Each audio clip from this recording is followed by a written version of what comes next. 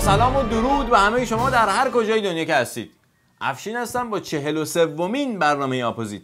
این برنامه به صورت هفتگی و با هدف اصلی اطلاع رسانی تهیه میشه و اما اهم اخبار یا اطلاعات هفته گذشته. در هفته گذشته آقای روحانی رئیس جمهور منتخب کلی سخنرانی داشتن که به طور گذرا به آنها پرداخته میشه. همچنین آقای بزرگ هم دو سخنرانی، یکی برای نمایندگان مجلس و دیگری به مناسبت مبعث داشتند که در این برنامه بعضی از بخش‌های اون سخنرانی ها هم پرداخته میشه و از اونها رمزگشایی میشه. اول میریم به سراغ اولین سخنرانی رئیس جمهور در هفته گذشته. آقای روحانی در روز شنبه 3 خرداد ماه در یک مراسمی به مناسبت سالگرد آزادسازی خرمشهر حاضر شدند و مهمترین خبری که از اون مراسم به تمام خبرگزاری‌های جهان مخابره شد، شلوار آقای فیروزآبادی بود.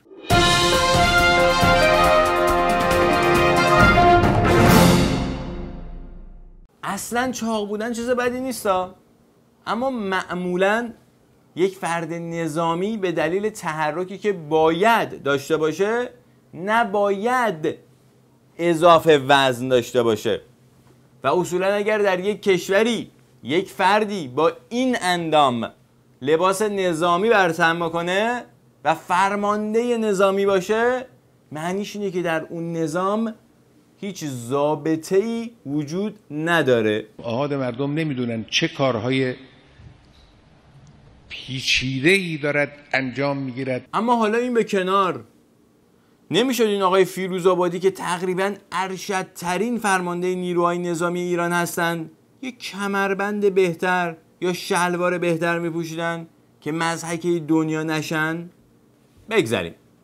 آقای روحانی در این مراسم ابتدا راجع به حماسه فتح خرمشهر و ذکر خاطراتی در این زمینه پرداختند و در همین حین حماسه فتح خرمشهر رو پیوند دادن به امروز. تنها آزادی خرمشهر 61 نیست، ما باید در برابر توطئه‌های بیگانگان و برای دستیابی به اهداف ملی هر سال و هر ماه خرمشهری جدید بسازیم. این دقیقاً یعنی چی؟ خرمشهر یعنی شهر آرمان، شهر آرمانمان را خرم کنیم و از دست دیگران نجات دهیم و بسازیم و آباد کنیم. آها، شهر آرمان که باید از دست دیگران نجاتش بدیم. حالا این دیگران کی هستن؟ بماند. اما آقای روحانی یه جورایی به راه رسیدن به این شهر آرمان هم اشاره کردن. ما در 2 مرحله باید حرکت کنیم. موانع را از پیش پا باید برداریم. منظور ایشون این بود که در 2 مرحله باید موانع را از پیش پای برداریم. مرحله اول، ما موانع داخلی، مقررات دست و پاگیر، مشکلات در توسعه در داخل سرزمین ما باید کنار بگذاریم. پس مانع اول خودش یک سری موانع داخلیه، مقررات و قوانین دست و پاگیری که در 35 سال گذشته توسط خود نظام مقدس وضع شده. و اما مانع دوم، ما باید در روابط خارجی معضلات را کنار بگذاریم. روابط خارجیه که اگر اونم بخوایم درست ریشه یابی کنیم میرسیم به همون موانع داخلی. به بیان دیگه، مانع اصلی رسیدن ما یا همون مردم ایران به شهر خرم یا آرمان شهر موانع داخلی هستن که در این 35 سال گذشته توسط خود نظام مقدس درست شدن. دیدین چجوری براتون رمزگشایی کردم؟ آقای روحانی در همین روز از این همایش به یک همایش دیگه رفتن که در ارتباط با نظام سلامت بود و در اونجا هم راجع به فتح خرمشهر یک سخن جالب راندن. فتح خرمشهر پشت قباله هیچ کس و هیچ نهادی نیست. فتح خرمشهر پشت قباله ملت ایرانه. ملت ایرانه. این یعنی اونایی که میان میگن آوی ما شهید دادیم، چرا لیلا حاتمی رفت اون آقا رو ماچ کرد، آوی ما نگرانیم، چرا میخوایم فیلترینگ اینترنت رو بردارین، آوی ما دلواپسیم، چرا میخوایم بریم مذاکره کنین و اینا، جمعش کنن. ملت ایران رفتن جنگ تا از خاک ایران دفاع کنن. هیچ ربطی هم به شما نداشته. بذاریم مردم راحت باشن، بذاریم مردم در سلامت روحی باشن، اینقدر در زندگی مردم هر روز مداخله نکنیم. نمیشه که. پس چجوری راه بهشت رو به مردم نشون بدن؟ مگه شما یادتون رفته آقای بزرگ چند هفته پیش چی گفتن؟ وقتی صحبت از هدایت و راهنمایی و بیان حقایق دینی و اینها می شود، میگن آقا اگر ما موظفیم مردم رو به بهشت برسونیم. خب بله همینه. حاکم اسلامی فرقش با حکام دیگر در همین است. وظیفه حاکم اسلامیه، باید مردم رو به بهشت رسوند. به زور نمیشه، با شلاق نمیشه مردم راه بهشت برد. آقای روحانی، فلسفه ولایت فقیه همینه دیگه. یعنی مردم خودشون عقلشون نمیرسه، یه نفر دیگه باید بیاد ببرتشون بهشت، یا بی زور یا بزور. اما آقای روحانی بعد از این داستان بهشت راجع به دعوا صحبت کردن. دعواهای گروهی، جناحی، حزبی تا یه حدیش بد نیست. این مثل، حالا اگه بگیم تعبیر نمک، من نمیخوام بکنم، تعبیر فلفل میخوام بکنم. حالا فلفل یک کمش اشکال نداره، اما همه غذا پر فلفل کنی که نمیشه خورد. تازه اگرم بشه خورد آقای روحانی، بعدش اتفاقای دیگه‌ای برای آدم میفته. درست مثل اوضاع سیاسی ایران در حال حاضر. هر چیزی اندازه‌ای داره. دعواها، رقابتها در یه حدی خب معمول، اشکال نداره. اما اگر بنا باشه همه شد دعواهای جناحی، دعواهای حزبی، بله، اگر از حد و اندازش هم خارج بشه میشه مثل همین الان. بالاخره تحمل رئیس جمهور منتخب هم تموم میشه ها. آقا جان، مردم تو انتخابات شرکت کردن، رأی دادن، کشور اینجوری داره بشه دیگه. مذاکره کنن و تحریما رو بردارن و اینا دیگه. آرای اخذ شده 264 رأی، آرای سفید 19 رأی، جناب آقای بیرانوند 26 رأی، جناب آقای دکتر بخشایش 32 رأی و حقیر سراپا تقصیر 187 رأی. و بدین ترتیب حقیر سراپا تقصیر با 187 رأی یک بار دیگه در پست ریاست قوه مقننه ابقاء شدند و همون شب رفتن خدمت مقام معظم رهبری یا آقای بزرگ. هر ساله توفیقی برای نمایندگان مجلس شورای اسلامی حاصل است تا به محضر حضرت عالی شرفیاب شوند.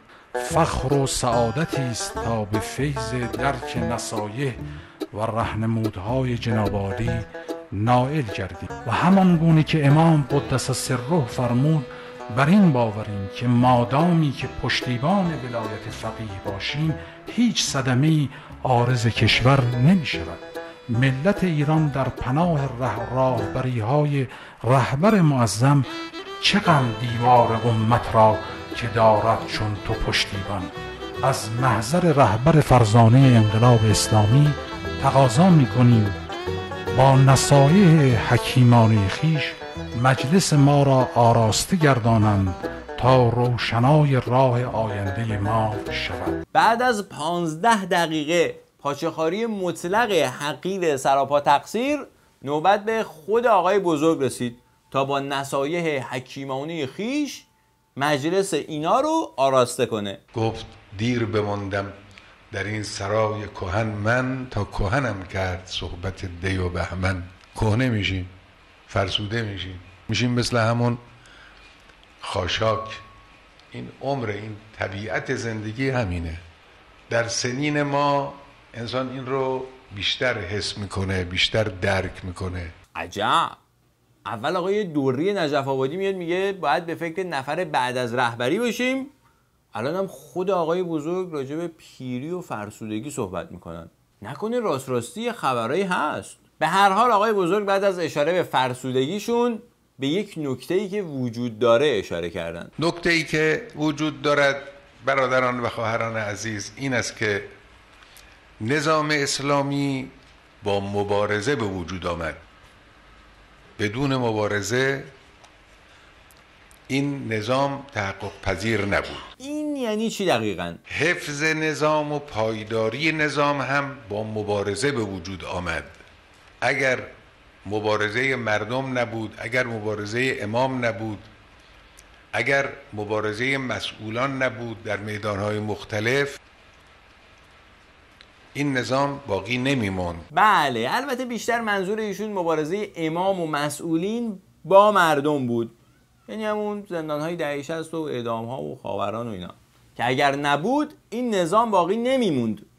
اما خب حالا نتیجه گیری این نکته چیه؟ کار مجلس ادامه مبارزاتی است که به پیروزی انقلاب منتهی شد و مبارزاتی که به بقای این انقلاب منتهی شد. این کار اساسی مجلس. پس کار اساسی مجلس که تشکیل شده از نمایندگان مردم دفاع از حقوق مردم نیست، ادامه مبارزه برای بقای انقلابه، یعنی مبارزه با خود مردم. خب حالا این مبارزه تا کی طول خواهد کشید؟ خب حالا این مبارزه تا کی طول خواهد کشید؟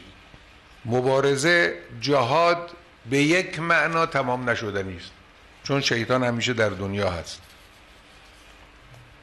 به یک معنا با موقعیت‌های مختلف شکل جهاد تغییر پیدا میکنه. پس مردم ایران تحت حاکمیت نظام مقدس که خیلی صلح طلبه و هیچ کس نباید ازش بترسه، قراره تا ابد برای بقای نظام مقدس مبارزه کنه. یعنی به طور کلی فکر دوستی با بقیه دنیا رو از سرتون بیرون کنید. اینایی که برای تئوریزه کردن سازش و تسلیم و اطاعت در مقابل زورگویان، برای اینکه اون رو تئوریزه کنن، نظام رو متهم میکنن به جنگ طلبی یا به تئوریزه کردن جنگ، اینا دارن خیانت میکنن، دروغ میگن. اینا دروغ میگن؟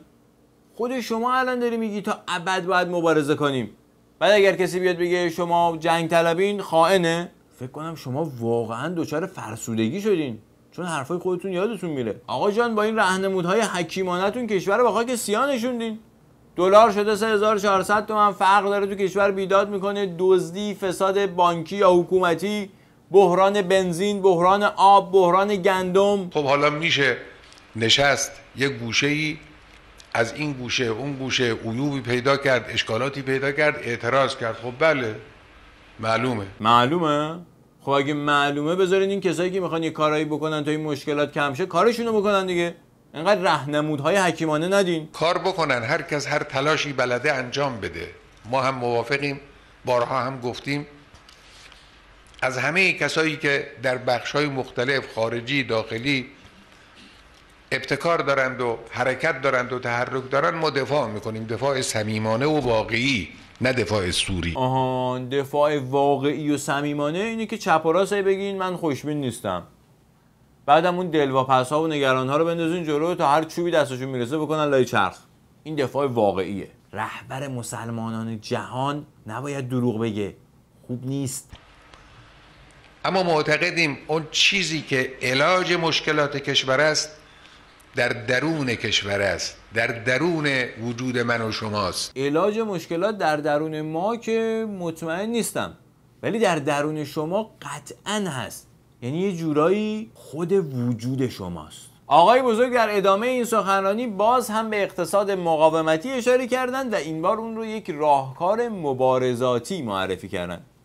اما فردای این روز آقای روحانی در یک مراسمی ظاهر شدند تا در مورد رسانه اسلامی سخن بگن و در اونجا تا تونستن به غربی ها حمله کردن، شاید هم داشتن مبارزه میکردن. یکی از تقابل هایی که امروز وجود دارد تقابل جهان اسلام با دنیای غرب است. اونها سلطه خود را یک نبرد فرهنگی عظیم، دنیای غرب و دشمنان اسلام، زرق و برق‌های دنیای غرب. در روز دوشنبه 5 خرداد ماه آقای روحانی به همراه بقیه سیاستمداران نظام به مناسبت مبعث به بیت آقای بزرگ رفتن تا آقای بزرگ براشون صحبت کنند.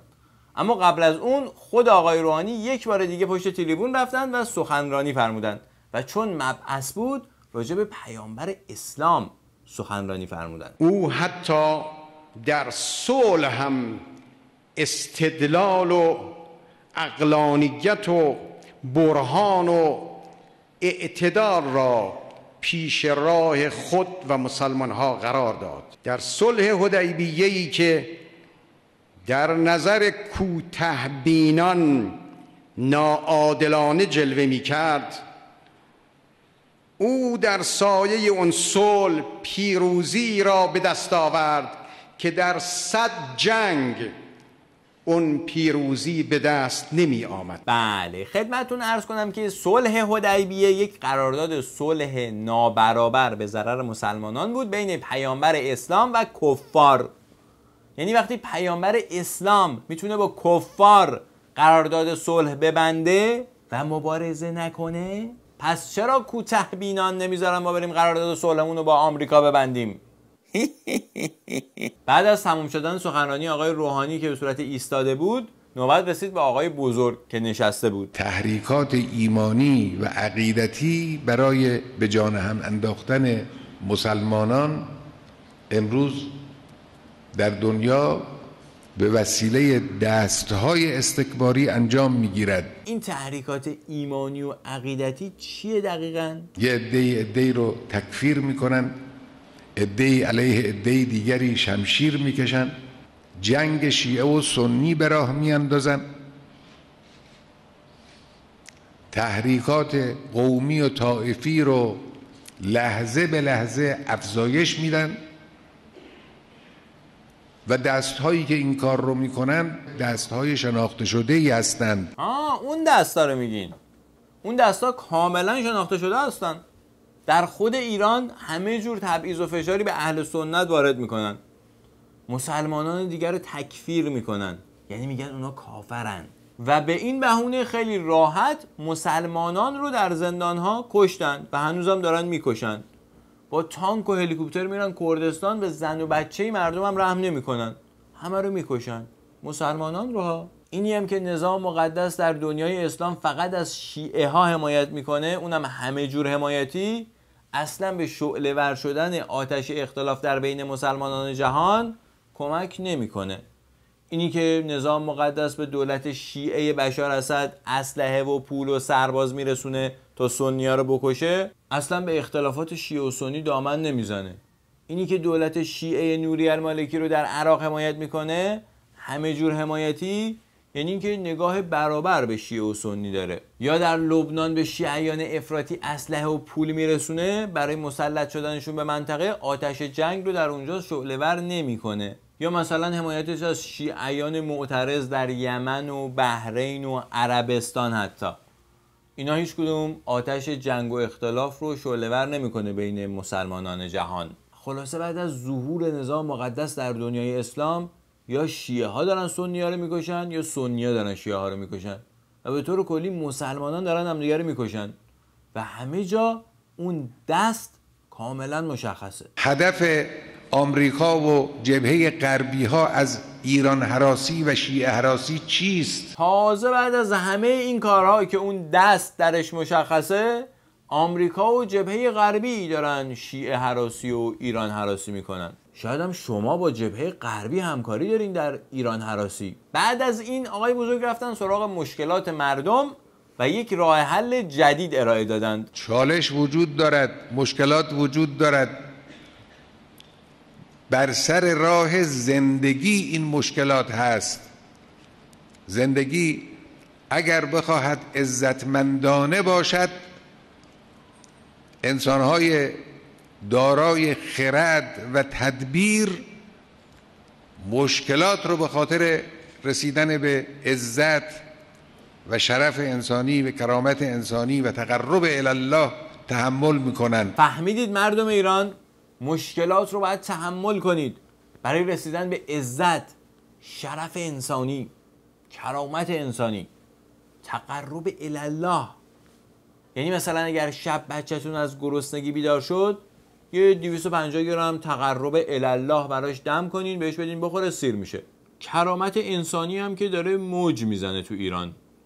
این عکسایی که توسط خود خبرگزاری‌های نظام مقدس منتشر میشه هر هفته، اینا هم مربوط به شرف انسانی میشه. این یکی هم مربوط به کرامت انسانی میشه.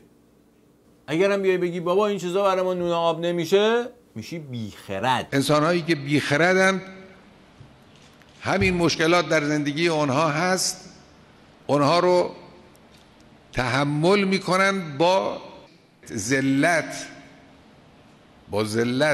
بله. فکر میکنید واقعا تا کی میشه با شعار درمانی سر مردم کلاه گذاشت؟ همه اینهایی که این بساط را، این فضاحت ها را در ایران درست کردند و این گرفتاری ها را برای ملت ما درست کردند، برای این بود که ایمان در کار نبود. اگر اینها ایمان داشتن، همه چیز یک مملکت را به باد نمیدادند برای اینکه چند تا قصر در خارج داشته باشن، چند تا بانک را در خارج پر کنن. امیدوارم از برنامه این هفته راضی بوده باشید. هر عقلی حیران می شود در مقابل این همه. با تشکر از دوستان و همکاران در تلویزیون اندیشه که زحمت پخش برنامه رو میکشند و با تشکر از همه شما که تا الان همراه برنامه بودید. به صفحه فیسبوک برنامه سر بزنید و من رو از نظراتتون راجع به برنامه آگاه کنید. خوشحال میشم. و اگر این برنامه را مفید یافتید، در اشتراک گذاری آن جداً کوشا باشید.